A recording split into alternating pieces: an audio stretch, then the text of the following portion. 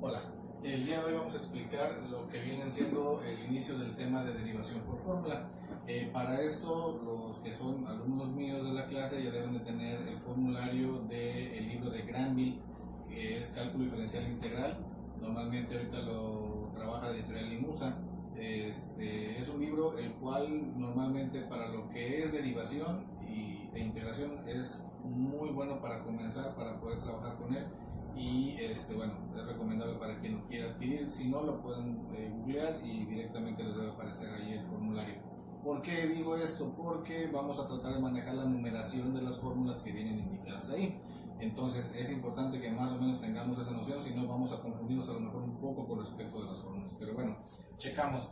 El primer ejemplo nos dice y es igual a x cúbica. Si recordamos en videos anteriores, las derivadas que estábamos manejando eran por medio de la regla de los 4 pasos o regla general para la derivación.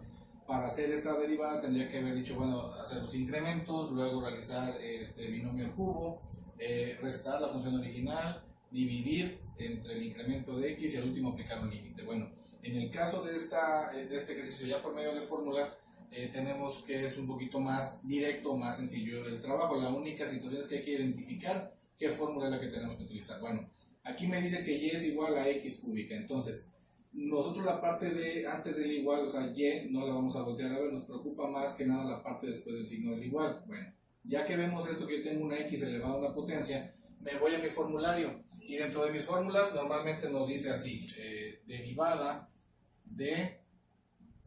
y tenemos entre paréntesis algo que nos está indicando como tal de la fórmula.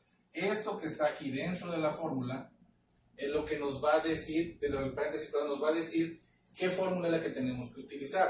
En este caso, si yo digo la derivada de una función con respecto de x, así es como se va a leer, entonces tengo que trabajarla de forma tal que lo que está entre paréntesis es lo que me va a identificar cuál es la fórmula que yo voy a ocupar. En este caso, yo puedo decir que tenemos que es una x elevada a una potencia n. Entonces me voy a las fórmulas y regreso a la fórmula, o me doy cuenta que está la fórmula 6a. En la fórmula 6a nos dice así, derivada de x a la n con respecto de x, donde este 3 precisamente sería el valor de n. Por lo tanto, ponemos nuestro ejercicio dentro de la derivada, sería la derivada de x cúbica con respecto de x sería igual a ¿qué? Según esta fórmula, lo que nos indica como resultado es que va a ser igual a n, en este caso es 3, por x a la n menos 1. Entonces, quiere decir que nuestra derivada, o la primera derivada de y, va a ser igual a 3x elevado a la ¿cuánto? 3 menos 1, 2. Por lo tanto, todo el proceso que habíamos mencionado de la regla general de los 4 pasos se disminuye únicamente a esta situación. No tenemos que batallar absolutamente nada más. Bueno, vamos con el que sigue una vez más. Ya checamos, yo tengo y es igual a ax al cuadrado.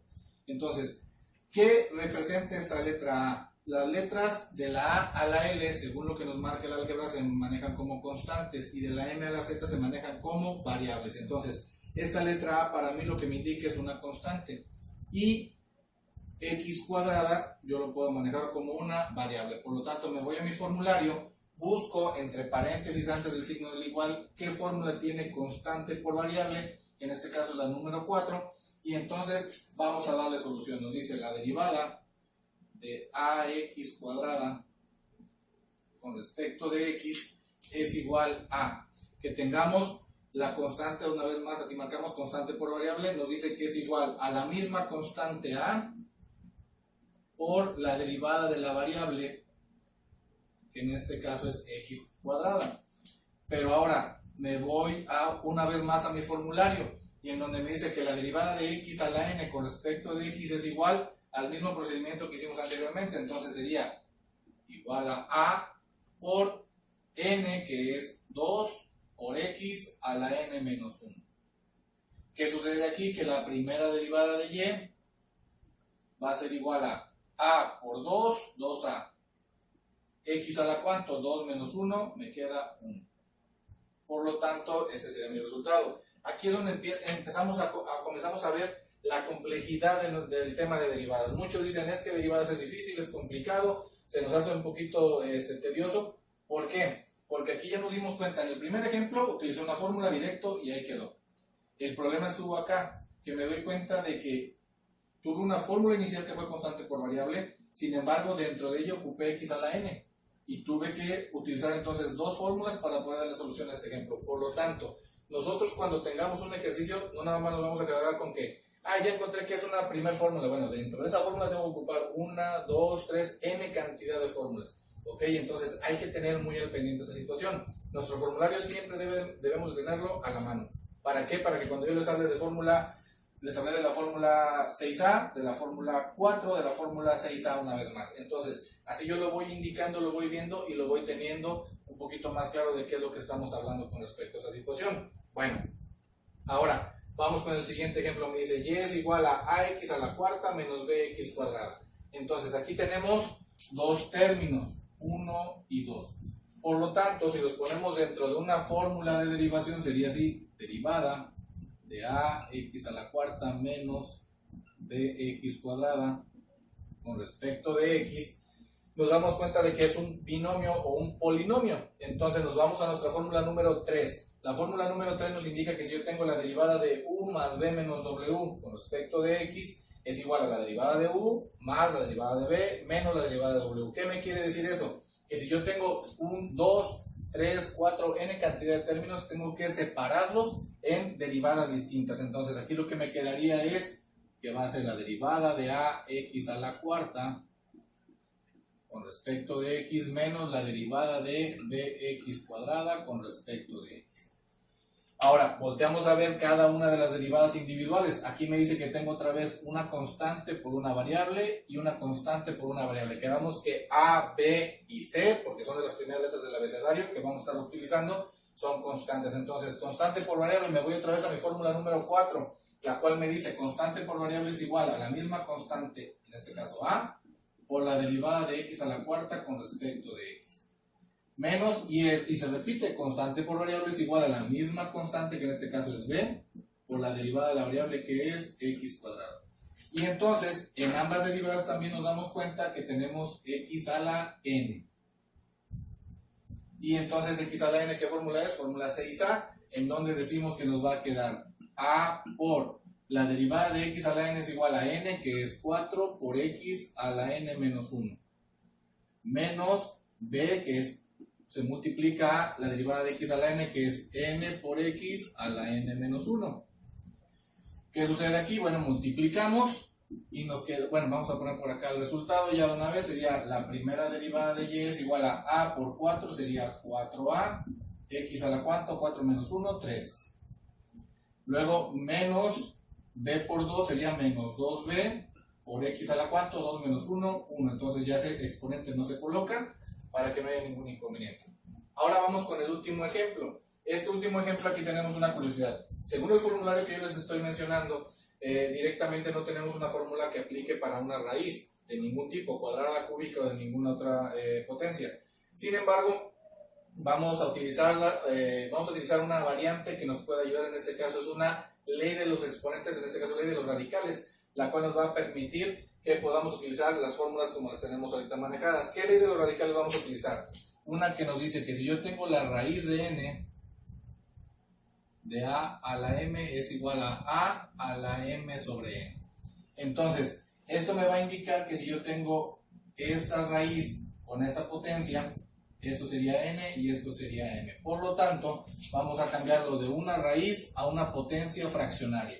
Por lo tanto, me quedaría como x elevado a la 4 tercios más 5.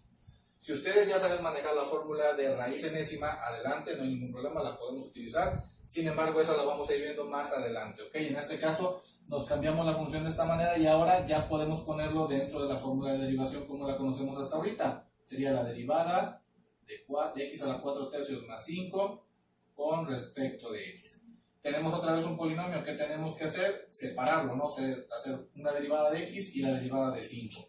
Por lo tanto, nos quedaría la derivada de x a la 4 tercios con respecto de x más la derivada de 5 con respecto de x.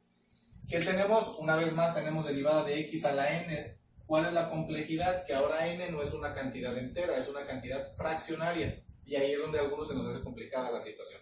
Pero bueno, decimos x a la n, ¿a qué es igual? A n, que en este caso es 4 tercios, por x a la n menos 1. Entonces sería 4 tercios menos un entero. ¿Ok? ¿Y cuánto sería la derivada de 5? Bueno, nos vamos a nuestra primera fórmula de derivación que siempre nos va a indicar que la derivada de una constante con respecto de x es igual a 0. Entonces, si yo tengo solamente un número 5, 50, 5000, 5 millones, pero no tiene una variable con la cual se está afectando, su derivada va a ser directamente 0, no hay ningún problema.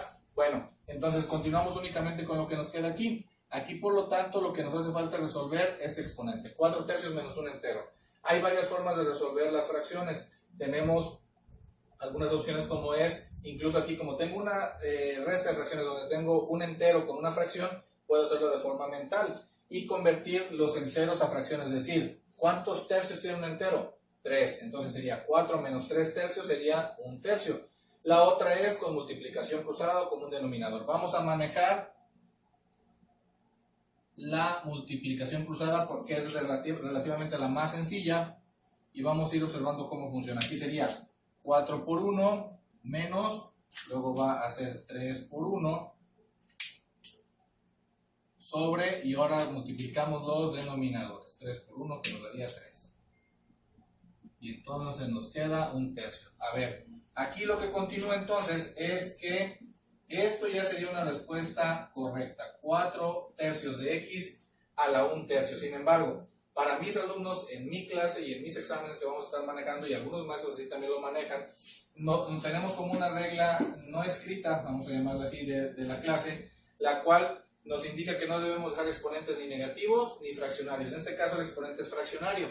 ¿Cómo le puedo hacer para que no dejar este exponente fraccionario? Nos regresamos a esta fórmula, en la cual hace rato yo tenía una raíz, lo convertí en un exponente fraccionario. Bueno, pues si yo tengo un exponente fraccionario, lo puedo regresar a una raíz y no hay ningún inconveniente. Entonces la primera derivada de y sería igual a 4 tercios de la raíz que, bueno, en este caso, aquí esto sería m y el 3 sería n.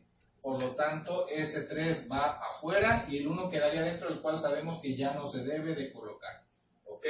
Esto sería la solución de nuestros ejercicios. Entonces, aquí viene una circunstancia. ¿Qué es lo que sucede? Muchos me van a